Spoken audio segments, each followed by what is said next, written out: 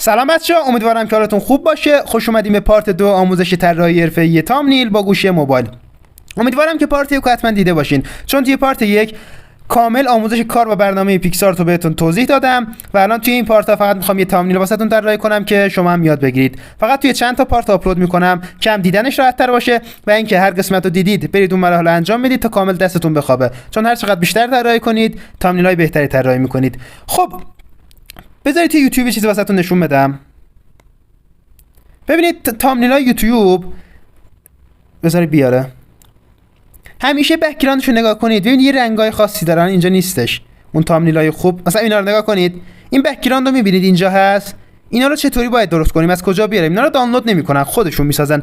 یا اون پشت رو می‌بینید زرده، خب، و نورپردازی که روش انجام شده. ببینید در این حد می‌تونید تامنیل، این تامنیل اصلا حرفه‌ای نیست زیاد، یعنی می‌تونید خیلی راحت اینو با گوشی بزنید.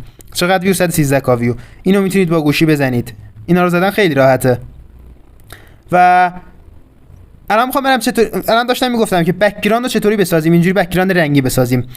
و اینکه کامل میخوام همه چی رو بگم، یعنی تا ته بشین نگاه، همه پارت‌ها رو نگاه کنید و اینکه از اول نگاه کنید، وسط رد نکنید، کامل نگاه کنید، یاد میگیرید که چطوری یه تامنیل حرفه‌ای طراحی کنید. خب اولین برنامه‌ای که گفتم پیکسارت رو از سایت فارستروید. ببینید گفتم اینو، خب میرید سایت، بذارید بیارم، فارستروید. اسم برنامه چی بود؟ پیکسارت. آقا نت من یکم ضعیفه، شما خودتون فارستروید پیکسارت اونو برید بنویسید. اولین سایتی که میاره فارستروید، میرید داخلش دانلود میکنید. و برنامه بعدی که باید دانلود کنید برنامه پینترست. نگاه کنید این برنامه است. ما کل استفادهمون، من یه روزی از ایران میرم و دیگه اینا رو تحمل نمیکنم. نتو ببین، سرعت نتو ببین. خب برنامه پینترست، این برنامه، خب برنامه پینترست، بذار اینو از اینجا بردارم بعدن چیز میشه. و اینکه برنامه دانلود ویدیو فور پینترست. خب ببینید توی پینترست هر چی هست، اصلا واسه همه چی خوبه، همیشه داشته باشید توی گوشتون. توی اگه اینستاگرام فعالیت میکنید، هر جای فعالیت میکنید، پینترست هر عکسی، هر فیلمی بخوای، بهترین مثلا عکاسا، طراحا میان عکساشونو میذارن اینجا، تو میتونی دانلود کنی.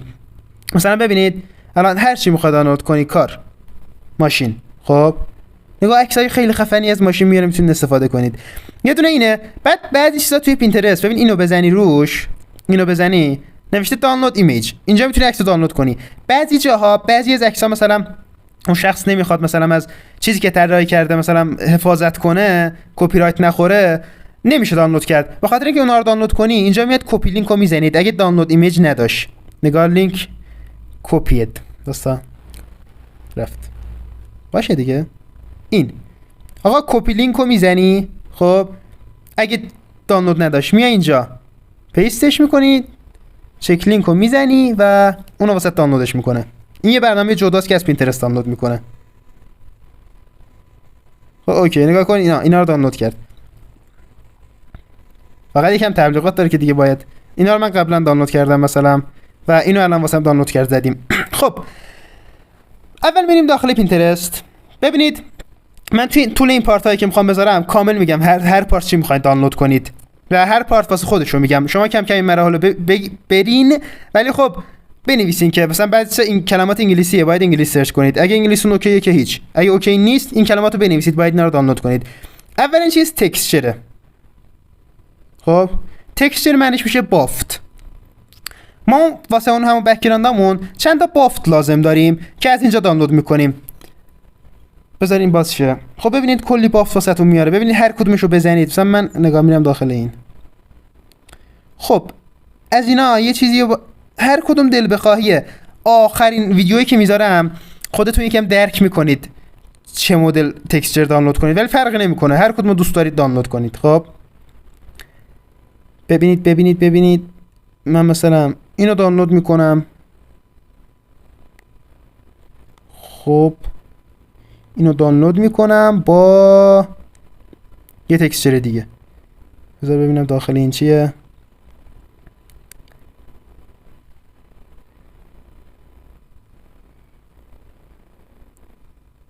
اینم خوبه، اینو دانلود میکنم.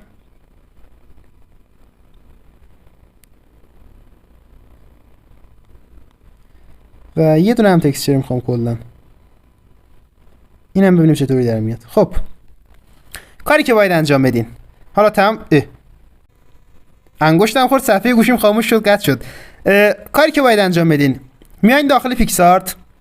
خب اولین مثلا اینو آپلود میکنید. خب تا همینجا ببینید میاد از بخش تول اول سایزش رو اوکی میکنید، از بخش روتیت چون سایزشون 9:16 سایز 16:9 سایز تامینال یوتیوب.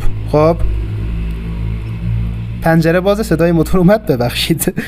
خب کاری که اول روی این انجام میدید چیکار میکنید؟ خب از بخش تولز، از بخش اجاست یکم اگه دیده باشین تامینال یوتیوب همیشه یه جور رنگاشون یه جور پخشه و پررنگه، یه جور نورانی همه جا. یکم برایتنس رو میبریم بالا و کنتراست، کلاریتی، سچوریشن اینا نقشی نداره. خب همینو یکم میبرید بالا، میاد از بخش FX، از بخش FX از بخش FX یعنی میرید داخل FX و اینجا HDR1 رو انتخاب میکنید، میرید داخلش یکم تغییراتی روش انجام میدین. نگاه کنید هر چقدر بلریش کم نزدیک 100 باشه اونجور شارپنش میره بالا. نگاه کنید خیلی شارپ میشه، تیز میشه عکس. ولی خب اینجوری حالت مفتور به خودش میگیره. یکم شارپن رو نزدیکای 60 70 نزدیکای 60 میبرین و ببینم کجا استاندارده. اینم نزدیکای 30 خوبه. خب تاییدشو میزنید. بعد از بخش FX میاد بخش بلک اند وایت سیاه‌سفید و اینو سیاه‌سفیدش میکنید. الان میگم چه اتفاقی میخواد بیفته. خب از بخش اد فوتو میرید داخل اد فوتو. ما ایکس خام میخوایم درست کنیم و آخرش رنگ میاریم روش و اون بک‌گراند مد نظر رو درست میکنیم از بخش اد فوتو. خب ببینید اینو میارم. خب با این اول فیتش میکنید. بعد از اینکه فیتش کردین خب بعد از بخش اینجا اجاست. ببین این تاییدو نمیزنید، بذارید میچسبه رو عکس و اون پشت دیگه دیده نمیشه. کل تغییرات رو انجام میدین. یکم اونم که بد میشه. خب نه اینجا تاییدو میزنید، اینجا تاییدو نمیزنید. اینجا تاییدو بزنید میچسبه روی ویدیوتون، چون اینجا بخش اجاست بود دیگه. اینجا هر تغییری انجام بدید توی اجاستش تغییر میدید، ولی خب اینجا کلا روی تصویر داره تغییرات رو انجام میدید. خب بعد میایید از بخش FX از بخش FX HDR میزنید روش و این هم همون گفتم که یکم روش هست، یکم این هم یه 30 تا میدیم بهش. اینجا تاییدشو میزنید. اونو فهمیدین دیگه، بخش اصلی تاییدو نمیزنید، فقط تغییراتی که توی هر بخش انجام میدید اونو تاییدشو میزنید. بعد اینجا اگه تغییرات بدین کلا میچسبه روی ویدیوتون. البته اینا رو یکم کار کنید خودتون میفهمید. خب حالا از این بخش میایید از بخش سیاه‌سفیدش نکردیم، اینم سیاه‌سفید میکنید روی اون بلک اند وایت. خب میایید از بخش بلند. خب 99% میذارن روی اوورلی. نگاه کنید اینا میفته روی هم، ولی خب تست کنید ببینید کجا یه بافت خوب درست میکنین واسه خودتون.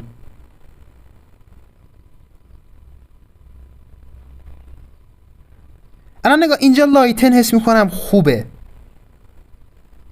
خب یه جور چطوری بگم، یه جور بافت خوبیه. ببینید اون یکی هم تست کنیم. اد که نه، اد دوتاش هم نگه میداره. بلند یعنی مخلوط کردن، اینا رو گفتم توی پارت یکش. اونجا برید کامل میفهمید من چیکار میکنم. اگه اون ندیدید حتما برید ببینید، چون اگه ندیده باشید واقعا دوام میشه. خب این که خودشه. اینجا اسکرین یعنی دوتاش هم نگه میداره. من با لایتن خیلی حال کردم. خب همینو میذاریم میمونه. آقا ما الان یه بک‌گراند ساختیم. خب اون یکی اصلا نمیارم، میتونید بیارید همین کارا رو روی مثلا اینم انجام بدید. اینو انجام میدم ولی خب تاییدش نمیکنم تا ببینید. خب گفتم که یکم برایتنسش رو میبرید بالا، تایید رو میزنید. از بخش FX همیشه HDR رو میندازین، یکم شارپن رو میبریم بالا، یکم بلر بودنش رو میبریم بالا، تایید رو میزنید. حالا بازم از بخش FX سیاه‌سفیدش میکنید و حالا اینم میتونی بلند کنی بندازی روی اون، ولی خب دیگه لازم نبود، خیلی شلوغ میشد. مثلا پیش اومده من یهو دیدی 7 تا تکسچر رو آوردم انداختم روی هم تا یه چیز درست کنم. نکنید اینجوری میشه.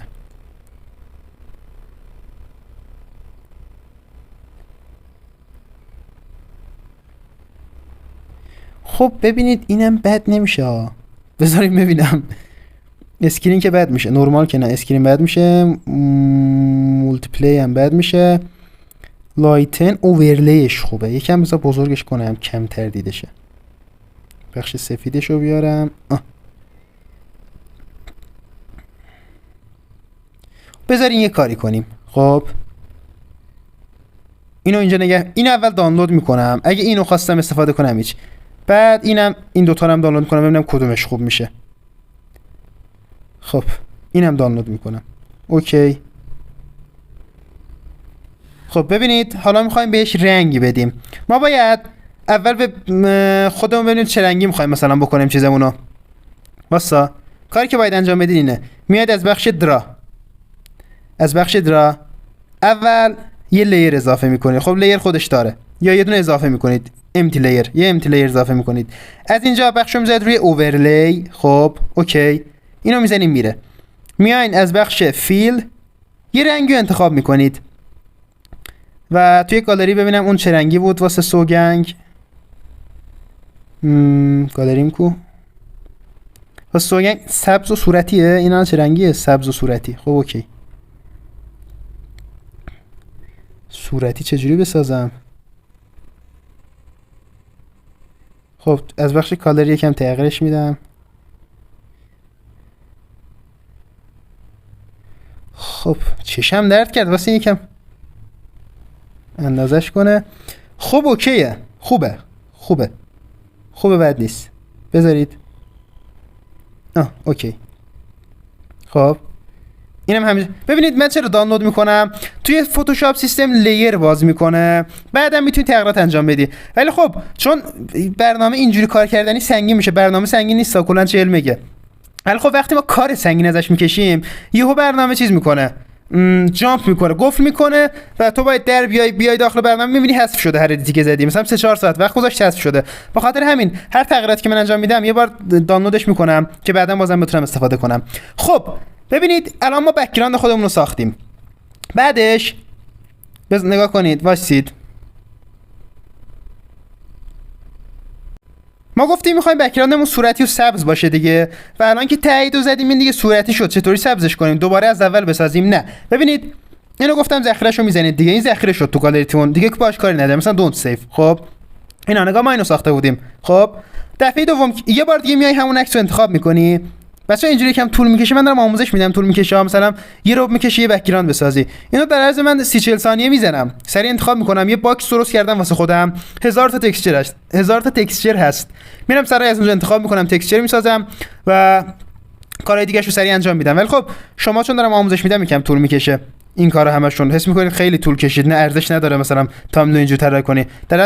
در صورتی که توی فتوشاپ همینقدر باید تایم بذاری. طبعا توی فتوشاپ سخت تره، باید با دقت بیشتر کار کنی. مثلا اسمت داره که خب من با برنامه فتوشاپ میزنم فلان، ولی خب وقتی با گوشی میزنی در همون سطح میزنی. ولی خب چون سریعتر میزنی زیاد مهم نیست. ببینید اینو دوباره آوردم. حالا می‌خوایم اینو سبزش کنیم. چطوری؟ میاید از بخش تولز، خب از بخش ادجاست میاید روی هیو. خب اومدید روی هیو رو من چی بگم الان به شما توضیحات. هیو رنگو تغییر میکنه. نگاه کنید هر رنگی بخواید اینو میتونید به اون رنگ تغییرش بدین. ما گفتیم سبز میخوایم دیگه. ببینید چه بک خوشگلی درست کردیم خداییش. همون چیز شده. هنوز من فکر نکردم، مثلا اومدم جلو دوربین سری ساختمش. ولی خب بشینم یکم با دقت انتخاب کنم خیلی تمیز در میاد. و گفتیم سبز. آقا تاییدش میکنیم. فقط یه مشکلی داره. دیدین دقت کردین نگاه اپیکس رو زدن میبینی پر رنگ تر میشه. حالا نمیدونم باگ پیکسارت چیه، توی این بخش کم رنگا رو خوب نشون نمیده، تار نشون میده. ولی خب اینجاها اصلیشو نشون میده. مثلا توی این بخش زیاد غلیظش نکنید که اینجا اومده این دیگه خیلی پر رنگ شه. حالا انقدر میخوایم روی رنگش کار کنیم اوکی شه. خب اینم دانلود میکنید و تمام. خب حالا ما چیزایی که لازم رنگ بک‌گراندی که لازم داشتیم رو ساختیم، دوتاشو سیوش کردیم دیگه. آره بذار در بیام دون سیو. نگاه کنید این دوتا شد. خب این دوتا بک‌گراند ما میخوام بشن. حالا اینو توی پارت بعدی میخوام بگم، چون الان برم داخلشون دیگه اونو بسازم وارد مرحله 2 میشیم. یه چیز میخوام بگم، دانلود کنید و دوستان لایک و سابسکرایب یادتون نره، چون هر چقدر شما بیشتر منو سابسکرایب کنید، لایک کنید، حمایت کنید، من آموزش‌های رایگان بیشتری میذارم که خودتون استفاده کنید و به درتون بخوره و خیلی به من کمک میکنید اگه این لطفو در حق من بکنید. کنه شرمنده کردمتون آقا، یه سابسکرایب کن. ببینید چیکار میکنه. بریم پینترست یه چیزی رو بذار. نه یوتیوب بگم میفهمید دیگه. شما تو کار یوتیوب اومدی داری این ویدیو رو میبینی دیگه. آقا این نشد. اینهاش پینترست. یه دونه می نویسید تورن پیپر. خب آقا به اینا چی میگن؟ به اینا میگن تورن پیپر میشه کاغذ پاره شده. میاد این عکسو یه این مدل چیزی پیدا میکنید. این یکم تاره. دیدید تو ویدیوهای یوتیوب میخواد دو رنگ بشه، همیشه وسطش یه جوری این مدلی پاره شده، یه مدل پارگی داره انگار رد و برق زده. اینا رو از اینا استفاده میکنن. تورن پیپره. من الان این خوبه. اینو دانلود میکنم، دانلود ایمیج.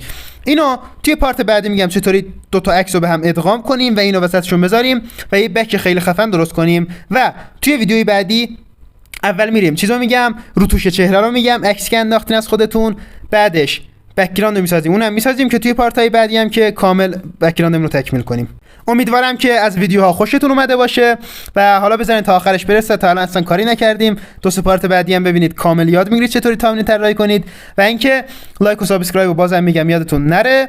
پارت بعدی میبینمتون.